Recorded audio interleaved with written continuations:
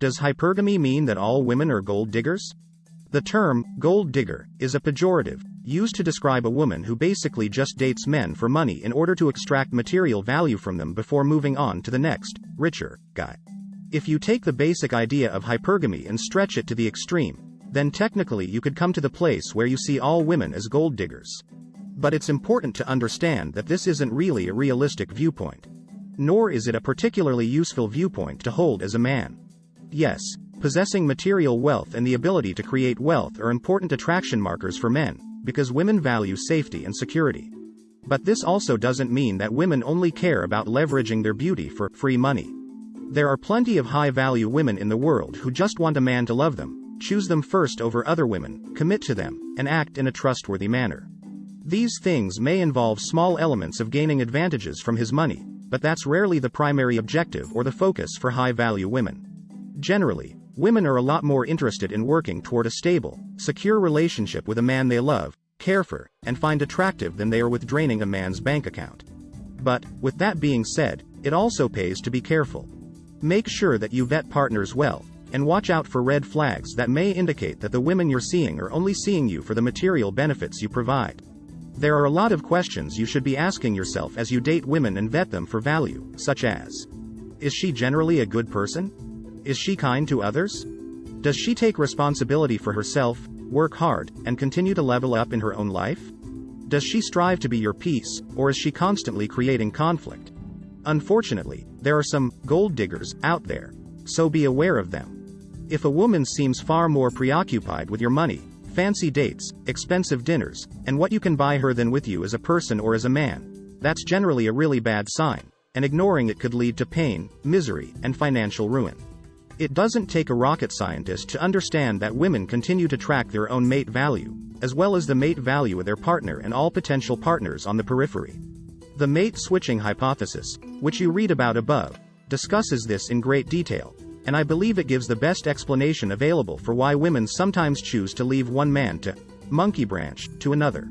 I also see it as a reliable guide for understanding how women handle mate value tracking over time, and how they leverage this information to increase their odds for survival. The main concern with hypergamy and its effect on monogamy, then, is this. What if she starts dating you, but then gets the chance to monkey branch up to a much higher value, wealthier man later on? Does a woman's hypergamous nature mean that she'll constantly be scanning for new mates with greater resource potential, and making backup plans to switch over to them? In other words, is it possible that no woman is completely truly monogamous with just one man? The cold hard truth of the matter is yes. To a degree, this will always be a possibility. This is female nature. But it doesn't always mean that the odds of it happening are high. At the end of the day, your value as a man directly dictates how likely she is to want to monkey branch away. If you're on your purpose, walking in masculine frame, always striving to be the best man in the room, and seeking every day to become a better man for yourself, odds are good that she's going to continue to see you as the highest value option, and that she's going to continue to desire you. This is how powerful, masculine men overcome the challenges imposed by hypergamy, by leveraging their masculine power and energy to always be the best men on the radar. Speaking of leveraging your masculine power, here's how you go about the process of actually using hypergamy to your advantage on the dating marketplace. 8 ways to use female hypergamy to your advantage as a man. 1. Get your life together. At the foundational level, the most basic and straightforward method for using hypergamy to your advantage as a man is to start working on, and improving, the most fundamental parts of your life, to build a solid basis for yourself first. In other words, get your life together. To start with, this means doing basic things that help you to be more stable and successful. Start working. Getting some money coming in. Paying bills. Taking care of yourself, and managing your responsibilities. Even simple things like going to bed at a reasonable time, waking up at a consistent time, and starting a regular morning routine are important. Getting your life together is the very first step to building your value as a man, and will leverage the natural function of hypergamy to improve your dating life. 2. Increase your value. After getting control of the basic stuff in your life, it'll be time to start building upon those things to further increase your dating marketplace value. The best way to think about this is to spend time every day leveling up your mind, body, and spirit. To level up your mind, Read great books, listen to awesome audiobooks, listen to helpful podcasts, and study great thought mentors to learn new things and expand your knowledge base. Level up your body by working out, eating a healthier diet, and cutting out bad habits like smoking, excessive drinking, and drug use. Level up your spirit by cultivating spirituality in your life. This could mean getting more serious about your religious beliefs, or cultivating a deeper relationship with yourself that will lead you to a greater sense of peace, calm, and serenity. 3. Set yourself up as a protector and provider. Never forget that the core function of hypergamy is to facilitate the female's instinct to seek out safety and security in her life. To a great degree, this is what female attraction is built upon. Women evolved this way to help them survive and thrive in the often brutal and dangerous climate of primitive human society. But as a man, you can tap into this ancient human programming by broadcasting signals that show potential mates that you're exactly the type of man who can offer what they're looking for. I'll give you a personal example of this in my life. When I first started dating after my marriage ended, while I was still living in the same house as my ex, I could barely get attractive women to pay attention to me. But then, as soon as I moved into a new apartment and acquired my own domain and space, I saw a nearly instantaneous boost in the caliber of women I was able to pull. This difference was nearly night and day. Then, when I bought my own house and moved to a larger city, that effect was greatly increased again.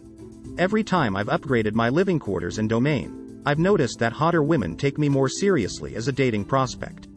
Why? Because every time I upgrade my domain and living space, I send out stronger safety and security signals. I'm the type of man who's capable of owning his own house. Therefore, I'm ranked above other men who can't afford the quality of house I own, and to a much greater degree, those who can't afford their own space at all, i.e. men who still live in their parents' basement. The same is true for transportation. When I got a nicer car, it increased my attraction. It all matters. Building assets in your life that'll facilitate greater safety and security for your family and inner circle will always make you a more desirable man, period. This is true regardless of whether or not you're actually offering to leverage these assets for women. Just the fact that you have them makes you more attractive. 4. Be the best man in the room. Leveling up and striving to be a better man every day is where it starts. But eventually, it'll be important to take notice of the types of men you're competing against, and to use these comparisons as a meter for how much work you should probably be doing to level yourself up. Now, this isn't to say that you should constantly be comparing yourself to other people and chasing the Joneses. But it does mean that it's in your best interest to be aware of your competition on the dating marketplace, and to constantly strive to hit marks above those levels. When you're in a room full of men within your typical social circles, are you the fittest, healthiest, strongest man in the room? Do you earn the most?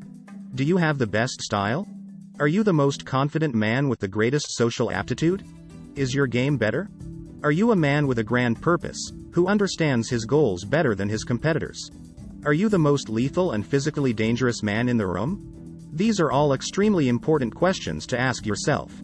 You don't necessarily have to be the best in all of these categories to become incredibly successful at dating. However, hypergamy will always drive women to try to get the best deal they can get. So the better you get at increasing your value in all of these different areas, the better you'll look in comparison to the other options available, and the more women will pre-select you instead of someone else. Life isn't about getting a good hand, it's about playing well with the hand you have. Here are 7 life hacks for men that will change the game. 5. Broadcast strong value signals. Leveling up as a man, increasing your value, and striving to be the best man in the room are all excellent and necessary steps in engaging hypergamy to increase your dating success. However, it's also important that you learn how to effectively broadcast these signals to the women in your social circles.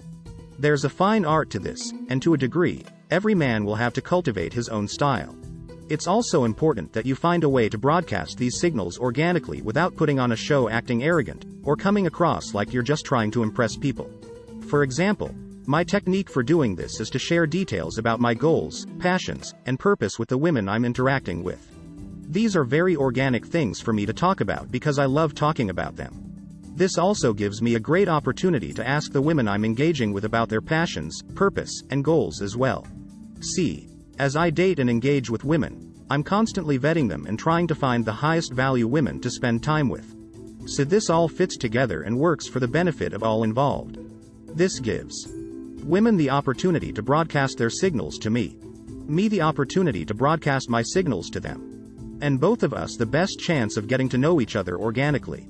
Every man will probably find a slightly different way to engage this technique in his interactions with women. But whatever you do, just make sure that you do it authentically.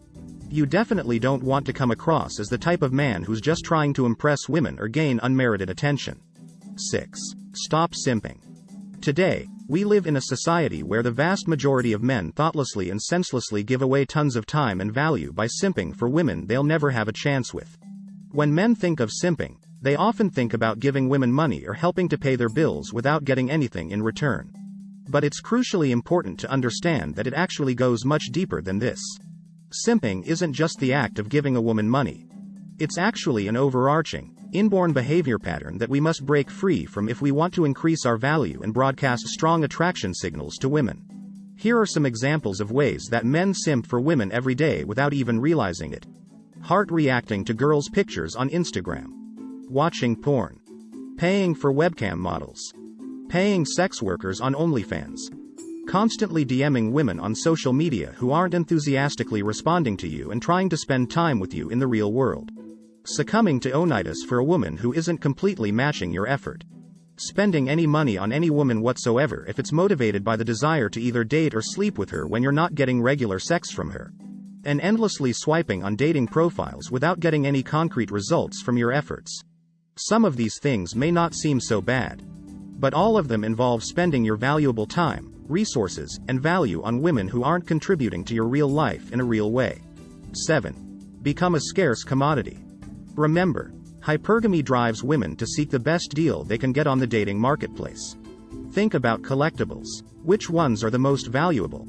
Generally speaking, the scarcest, rarest, most sought-after commodities are the ones that command the highest price. And so, as men, it's in our best interest to engage the concept of market scarcity, to drive up our own value. This is partly why it's so important not to simp for women. You should strive to be a man of such a high caliber that many women desire you. But few should ever get to enjoy your attention. Then, even fewer still should ever get the opportunity to spend time with you or benefit from your hard-thought, hard-won, hard-earned resources. Men who give away their value willy-nilly to a wide swath of low-value women lower their market value, while men who reserve their value for only the select few women they deem as deserving, actually drive up their value on the dating marketplace. This is a pretty simple concept in theory, but a lot of men struggle with it. Many men are just plain desperate for female attention, and that drives them to live with a scarcity mentality instead of an abundance mindset. The better you get at making yourself a scarce, yet valuable commodity on the dating marketplace, the more you'll engage the instincts of female hypergamy and signal higher mate values than your rivals. 8. Set ironclad boundaries. Don't allow someone to treat you poorly just because you love them.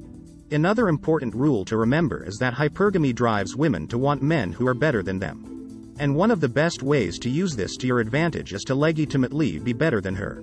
And one of the best ways to broadcast this is by learning how to command respect as a man without putting up with any nonsense from the women you date. Be quick to set firm boundaries with masculine power, kindness, and respect. If a woman won't respond to your boundaries and continues to disrespect you, execute the nuclear option and walk away from her. This is a real-life demonstration of your high value and standards. It never fails. Whenever I draw firm boundaries with women, they either get mad and further disrespect me, which causes me to walk away from them, or they adjust their behavior and get super turned on that I set them straight, which seems to make them want to sleep with me even more. Women respond really well to men who can leverage their masculine power to set firm boundaries, because it lets them know that you're a man who's in control of not only your own emotions and faculties. All of this helps you to broadcast a ton of value that most men never